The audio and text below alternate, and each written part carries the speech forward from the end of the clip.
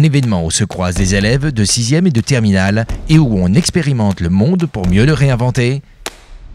C'est la finale du concours C'est Génial, bien sûr.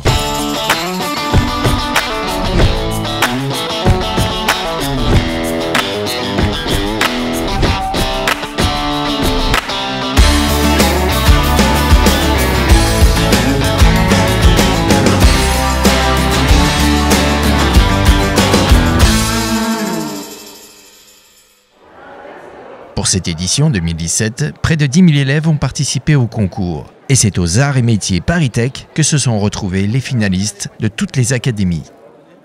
J'ai tout d'abord été vraiment bluffée de la qualité des projets, de la réflexion et de la démarche scientifique de tous ces jeunes. Beaucoup d'enthousiasme, de motivation, d'intérêt pour toutes les thématiques scientifiques.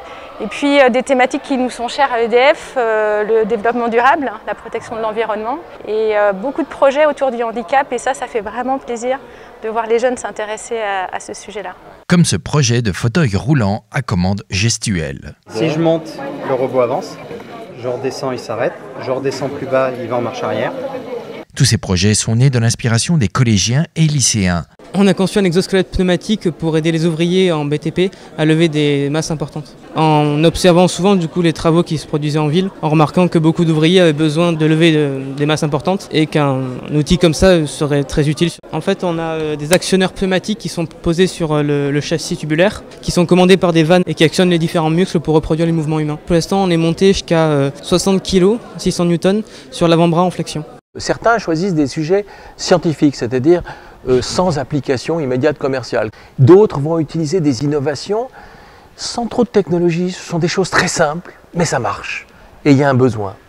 Et il n'y a qu'en travaillant en équipe qu'on peut réaliser des choses comme ça. Simple et ingénieux comme cet arroseur solaire, confectionné avec des matériaux de recyclage. On a utilisé une bouteille noire parce qu'avec l'ensoleillement, l'air dans la bouteille va se chauffer, donc sa pression elle va augmenter. Ce qui va faire qu'il va prendre plus de place dans la bouteille. Et donc le niveau de l'eau va diminuer dans la bouteille et augmenter dans le réservoir. Et donc le débit va augmenter pour que les plantes aient plus d'eau quand il fait plus chaud. Comme de coutume, collégiens et lycéens exposent leurs projets face à un jury composé de scientifiques venant du monde de l'éducation nationale, de la recherche et de l'industrie. 5 critères majeurs permettront aux jurés d'évaluer les projets. L'innovation, le fait que le projet réponde à une question sociétale, environnementale ou locale. La démarche scientifique, l'appropriation du projet par les élèves. La communication aussi est très importante. Un 4e point, c'est l'interdisciplinarité. Et le 5e élément, c'est aussi la réalisation, que ce soit technique ou l'aboutissement d'un modèle.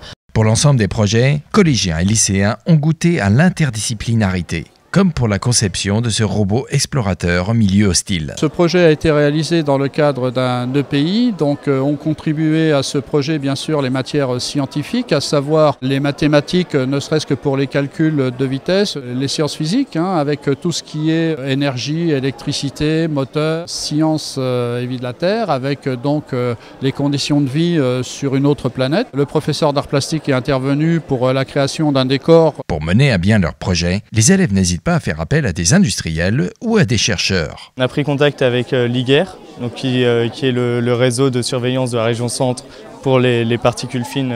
Ils nous ont donné beaucoup d'informations sur les microparticules, sur les manières de les mesurer, sur les différents dispositifs qu'ils avaient. Ces informations leur ont permis d'aller au bout de leur projet, un drone qui mesure les particules fines de l'atmosphère. Ensuite, nous avons réalisé le module. Et après, pour vraiment confirmer que notre module marchait, on a effectué des mesures en collaboration avec l'IGER, mais également du CNRS qui ont aussi un dispositif mobile. Dans un parcours scolaire, finalement, de pouvoir sortir de la classe pour, à partir d'un projet, et d'apprendre des choses en dehors du système scolaire, mais c'est ce qu'on fait tous les jours quand on est dans la recherche, quand on fait de la technologie, quand on fait... Voilà.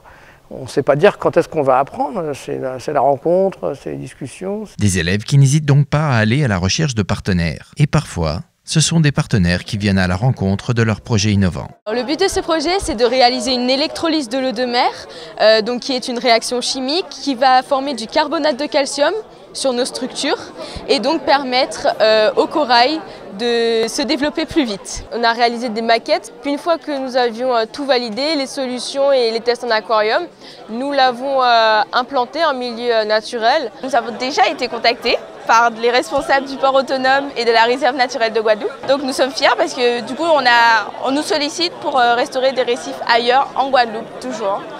Comme toute finale, cette journée se termine par la remise des nombreux prix offerts par les partenaires.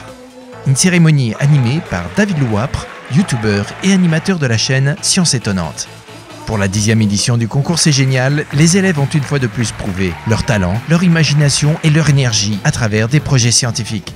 Des projets collaboratifs que l'on mène jusqu'au bout pour mettre en valeur ce que peut apporter la science et ce que peut apporter la technologie au progrès d'une société tout entière.